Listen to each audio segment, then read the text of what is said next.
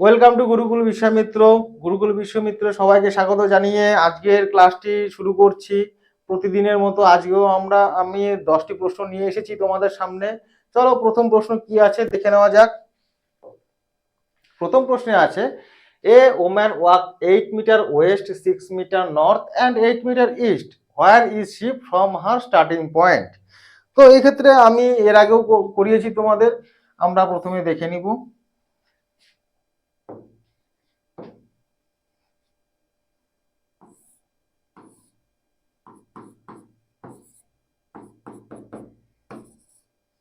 বোঝা গেল? তো ওম্যান ওয়াক 8 মিটার ওয়েস্ট, তাহলে আমাদের স্টার্টিং পয়েন্ট যদি এটা হয় 8 মিটার ওয়েস্ট, এদিকে আসবো, হলো 6 মিটার নর্থ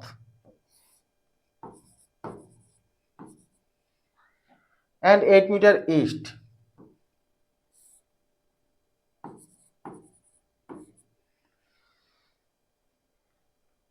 কি বলেছে? Where is she from her starting point. এই স্টার্টিং পয়েন্ট থেকে কোন দিকে আছে এখন, বলেছে স্টার্টিং পয়েন্ট থেকে। তোমাদের কিন্তু এই জায়গার প্রশ্নটি কিন্তু সঠিকভাবে বোঝা দরকার। এই জায়গাটাতেই কিন্তু মানে একটু প্যাচ দেওয়া থাকে, ঠিক আছে? তো স্টার্টিং পয়েন্ট থেকে সে কোন দিকে অবস্থিত? স্টার্টিং পয়েন্ট কোথায় আছে? সাউথে আছে। আর উনি কোথায় আছে? নর্থে আছে। তাহলে 6 মিটার নর্থ।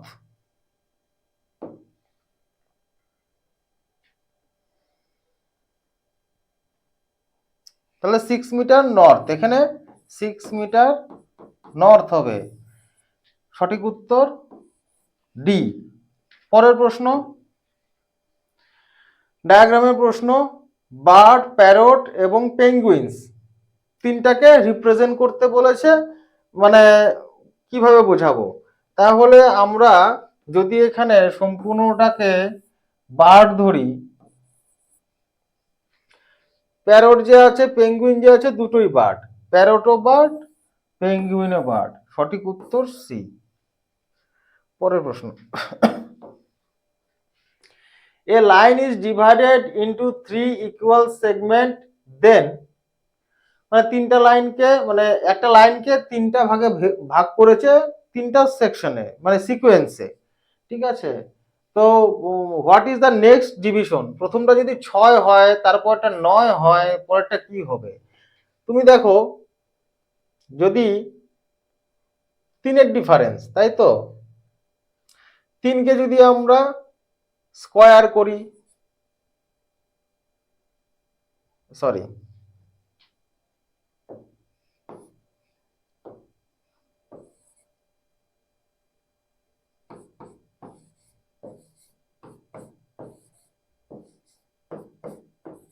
বোঝা গেল?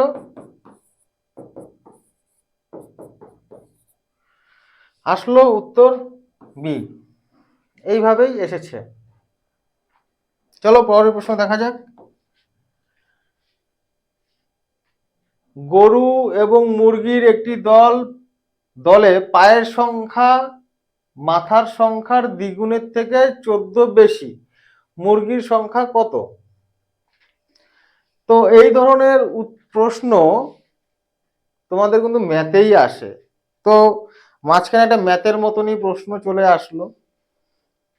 তো দেখা যাক এই ক্ষেত্রে কি হয়। এই ক্ষেত্রে দেখো, মানে কোনো সংখ্যা নির্ণয় করা নেই কিন্তু, মানে পায়ের সংখ্যা মাথার সংখ্যার দ্বিগুণ, মানে গরু অথবা মুরগির মাথার সংখ্যাটা কিন্তু দরকার ছিল, ঠিক আছে? তো এই ক্ষেত্রে আমরা ডাইরেক্টলি করতে পারি, মানে সবসময় এটাই হয়ে থাকে। যদি সংখ্যা একটাই থাকে বা এই ধরনের প্রশ্ন থাকে যে একটাই সংখ্যা দেওয়া আছে, ডাইরেক্ট ডিভাইডেড বাই 2 যেটা আসবে, মানে এই সমস্ত অঙ্কের ক্ষেত্রে, মানে এই সমস্ত জিআই এর ক্ষেত্রে, এটা যেহেতু ম্যাথ, কিন্তু যদি এটা জিআই চলে আসে আর সংখ্যা যদি এরকম একটি দেওয়া থাকে, আর মানে কোনো গরুর কয়টি মাথা বা মুরগির মানে কয়টি মাথা বা পায়ের সংখ্যা যে কোনো একটা যদি নির্ণয় করা না থাকে, ডাইরেক্ট আমরা ভাগ করে দিব, যেটা উত্তর আসবে সরি ডিভাইডেড বাই 2, ঠিক আছে, ডিভাইডেড বাই 2 যেটা উত্তর আসবে সেটাই অ্যান্সার। পরের প্রশ্ন যাওয়া যাক। A boy says, my grandfather's son is my father's brother. How is the boy related to this person? মানে একটি ছেলে ইন্ডিকেট করে বলছে আমার গ্র্যান্ডফাদার মানে ঠাকুর দাদার ছেলে হলো আমার বাবার ভাই, ছেলেটির সঙ্গে ওই ব্যক্তির সম্পর্ক কি? মানে আমি যদি একটা ছেলে ধরি, একজন বয় ধরি, বয় মানে বয় যেহেতু বলেছে তার মানে কি পজিটিভ। আমার ঠাকুর দাদা তার মানে কি এখানে ওর বাবা আছে, তার উপরে একজন আছে গ্র্যান্ডফাদার,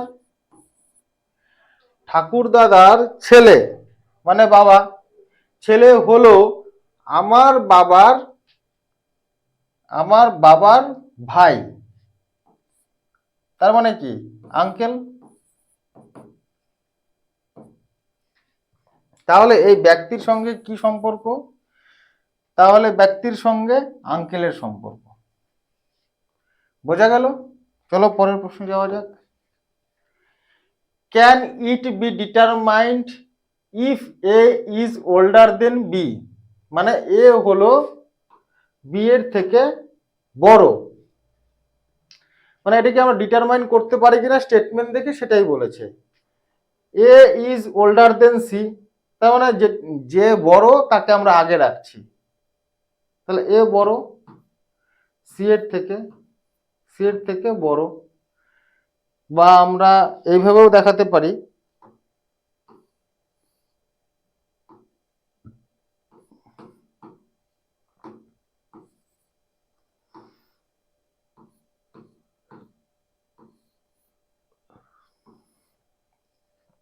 যে বড় তার দিকে ফাঁকা থাকবে, ঠিক আছে।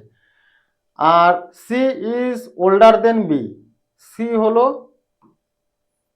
কার থেকে বড়? বি এর থেকে বড়। তাহলে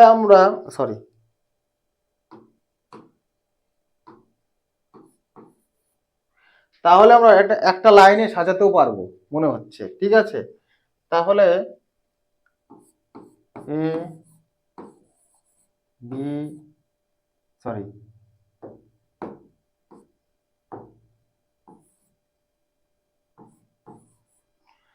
এইভাবে কিন্তু আমরা করতে পারবো, একটা লাইনে নিয়ে আসতে পারবো। তাহলে এখানে যেটা বলেছে এ ইজ ওল্ডার দেন বি, মানে বি এর থেকে বড়, বি এর থেকে তো বড়ই আছে, তাহলে স্টেটমেন্টটা ট্রু আছে। বোথ স্টেটমেন্ট আর ট্রু বা রিকোয়ার্ড। বোঝা গেল?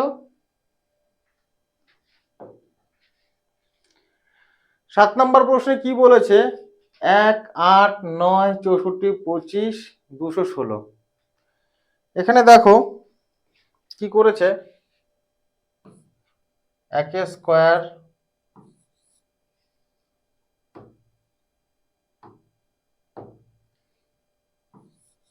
2 এর কিউব,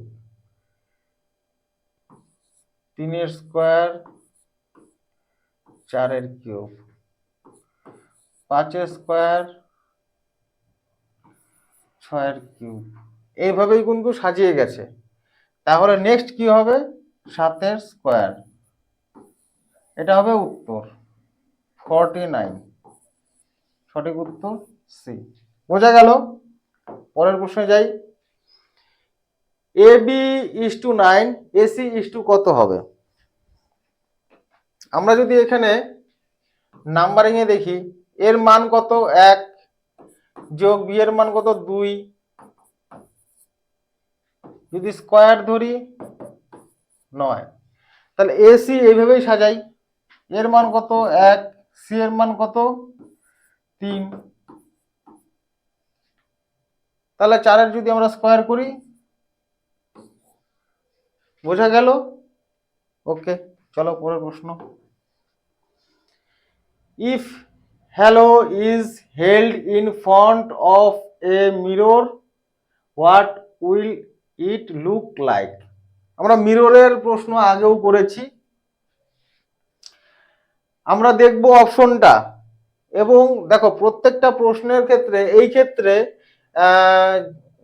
যে মিরর দেওয়া থাকবে এইভাবে বা এইভাবে সাধারণত দেওয়াই থাকে। যদি না দেওয়া থাকে তাহলে আমাকে দেখতে হবে উত্তরটা কিভাবে রেডি হয়েছে। উত্তরটা কিন্তু যদি আমরা এইভাবে লিখি, এইভাবে রেডি হয়েছে, ঠিক আছে। আমরা তাহলে কিভাবে লিখবো এই পাশে?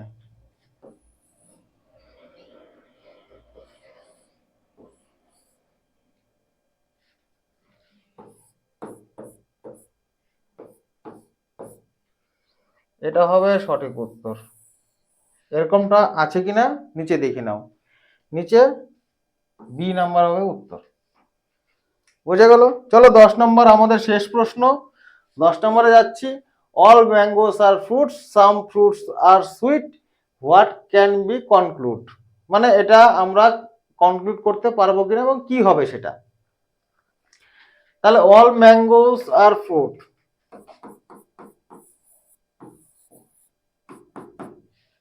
সাম ফ্রুট আর সুইট, এভাবে ধরতে পারি। What can be conclude? No conclusion, all are correct, all are wrong. তার মানে এই কথাটা যেটা আছে, এই কথাটা,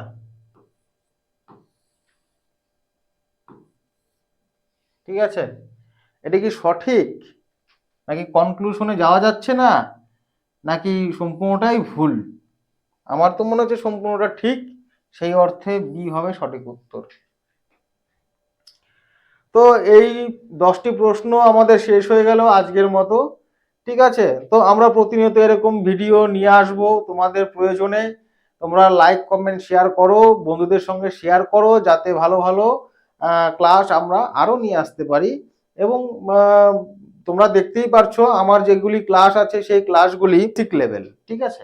বেসিক লেভেল থেকে স্টার্ট করছি, আমরা ধীরে ধীরে অ্যাডভান্স লেভেলেও যাব, ঠিক আছে। চলো আজকের মতো টাটা।